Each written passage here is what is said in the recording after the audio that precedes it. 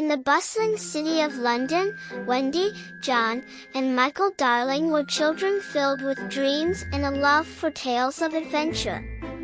Every night, their imaginations were sparked by stories of Peter Pan, the boy who could fly and never grew up, and his magical world called Neverland.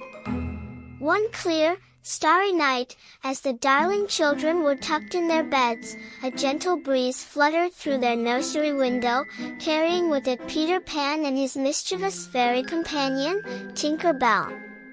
Peter was in search of his elusive shadow, which he had lost during his previous visit to the Darlings' nursery.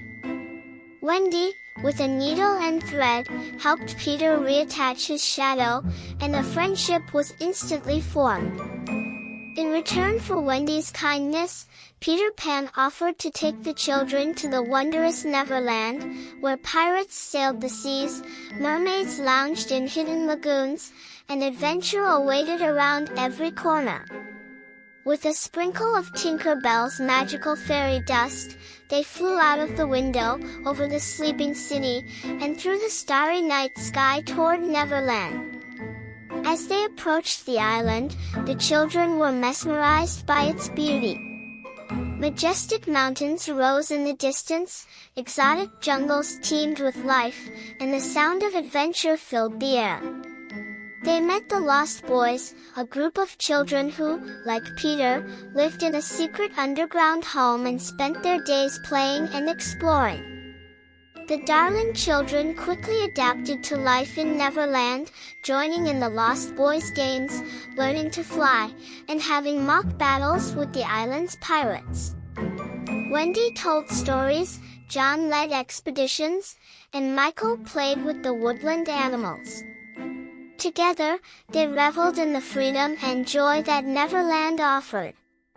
However, their happiness was soon challenged by the dastardly Captain Hook, who had a long-standing grudge against Peter Pan. With his band of pirates, Hook devised a plan to capture the Darling children and the Lost Boys to lure Peter into a trap.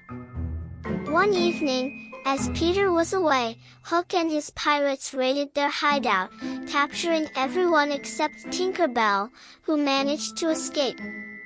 She flew to find Peter, and together they planned a daring rescue. Under the cloak of night, Peter and Tinker Bell infiltrated Hook's ship, the Jolly Roger. In an epic battle of wits and swords, Peter Pan outsmarted Hook and his crew, freeing his friends and once again sending Hook fleeing from the tick-tocking crocodile who loved the taste of the captain. With Hook defeated, Peter Pan and the children celebrated their victory. But as the days passed, Wendy, John, and Michael began to miss their home. Understanding their longing to return to their family, Peter Pan, though saddened, agreed to take them back to London. As they flew back to the Darlings' nursery, the children promised to never forget Neverland and the adventures they had. They arrived safely in their beds, with memories of a land where imagination reigned and adventures were endless. Back in Neverland, Peter Pan and the Lost Boys continued their playful exploits, and Tinker Bell's light shimmered brighter than ever.